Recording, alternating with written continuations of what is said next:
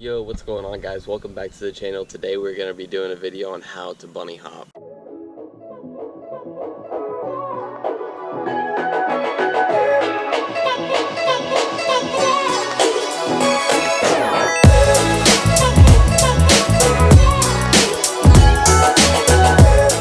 Bunny hopping is an extremely important skill to have as a cyclist because it can get you over some roots, a rock section, get you more air on a jump, and can get you through so many things out on the trails that you don't really even realize, but knowing how to execute one well will give you even a greater edge on everybody else. Alright guys, so we're just going to hop right into the tutorial on how to bunny hop in the backyard here. What's up guys, so we're out here in my backyard once again to film the bunny hop tutorial video.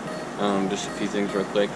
Ignore my umbrella, it's like 110 degrees out here and I need like a little bit of shade, so if it's in the shot right here, just ignore it. Also, my shock is not really holding air right now.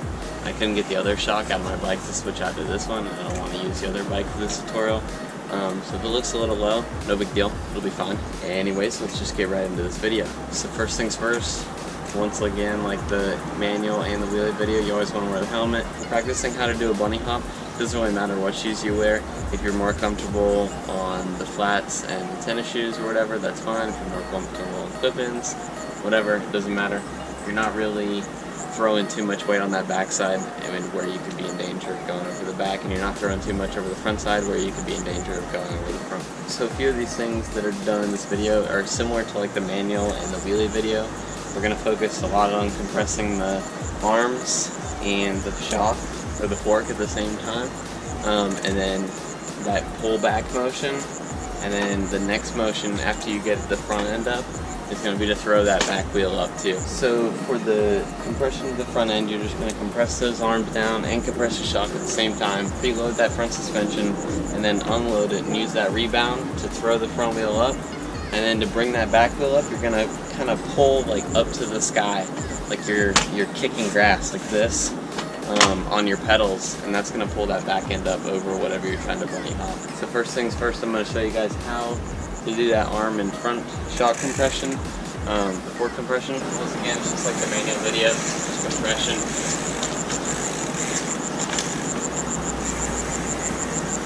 Compression of the arms and the shock. One thing I didn't mention is that a bunny hop can be done on any bike, anything, doesn't matter, you just have to have the skills. I could do this on a 50-pound bike with flat pedals, or I could do it on a 20-pound full suspension and with clipping pedals. It doesn't matter at all. You just have to have the skills down pat on any bike and it'll transfer over to any platform. Alright, so now we're going to separate that compression of the front end and your arms to pulling up that back end. So in this part, you're just going to have the bike just on the ground like this, and you're going to ride along and just practice pulling up that back end. You don't want to have the front end up yet, because we'll combine that later on. That back end, you're pulling up. Like you're kicking the ground like a dog would when they're trying to dig with their back legs.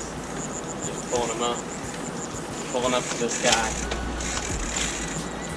When you're doing the bunny hop, you want your body to position to be in kind of like a more of an aggressive type stance, kind of with the arms bent a little bit. Front end you just want to be fairly centered over the bike, nothing crazy. And when you're initially going to start it up, you're going to move your weight to the back and then throw your weight forward to bring up that back end at the same time. And then you want to try to land fairly level. I mean, front end first isn't that big of a deal. Alright, so now we're going to throw that arm compression, fork compression, and picking up that back end to the sky and the body position and all that into the bunny hop. And I'm just going to show you that on flat ground, and then I'll show you it over a few obstacles.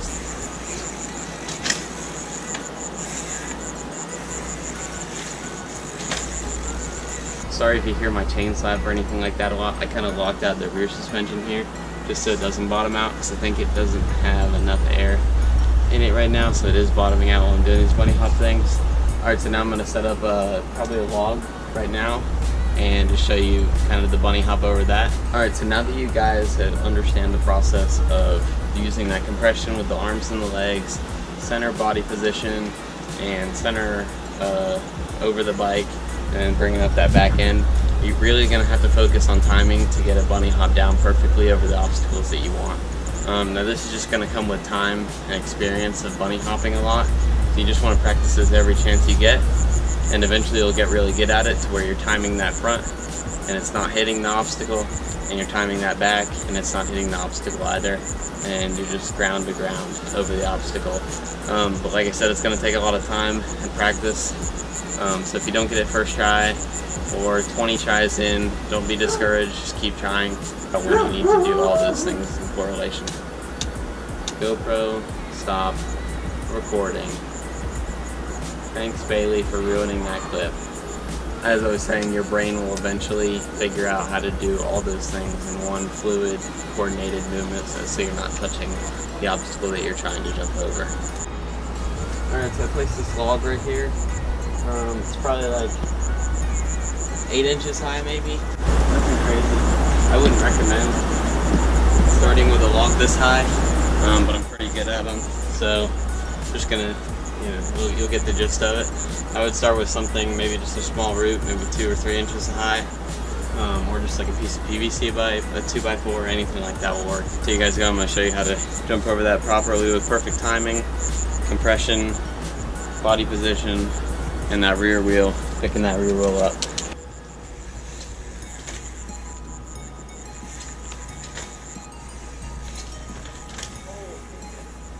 So I did that one at the end there just to show you what bad timing could do. Nothing detrimental, it just throws all your weight in different direction. You have to be careful not to go over the bars or anything like that, because it can throw your back wheel.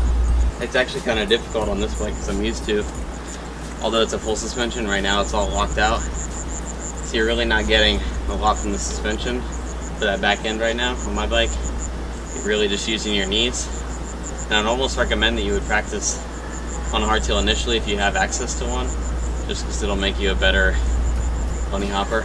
So I'd love to go out to the trails and show you guys a clip of me like jumping, using the bunny hop to get it higher on a jump.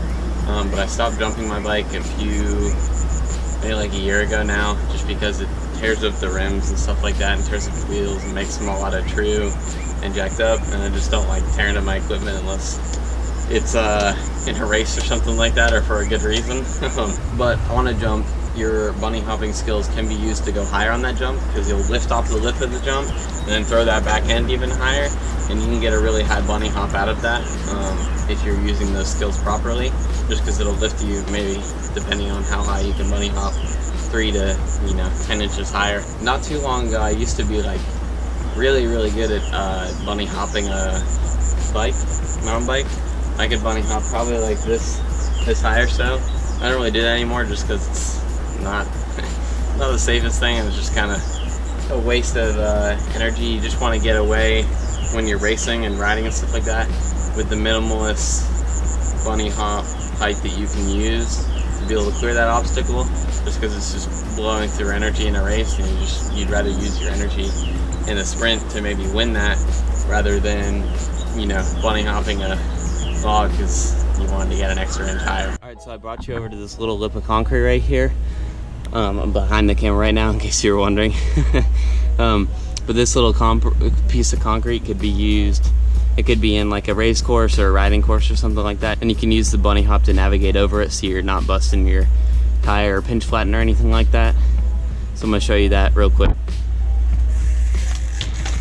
Alright, so I'm back behind the camera again. I'm just going to show you another instance where you could use a bunny hop. So I'm going to clear this. There's this little section of concrete, colored concrete right here. It's painted.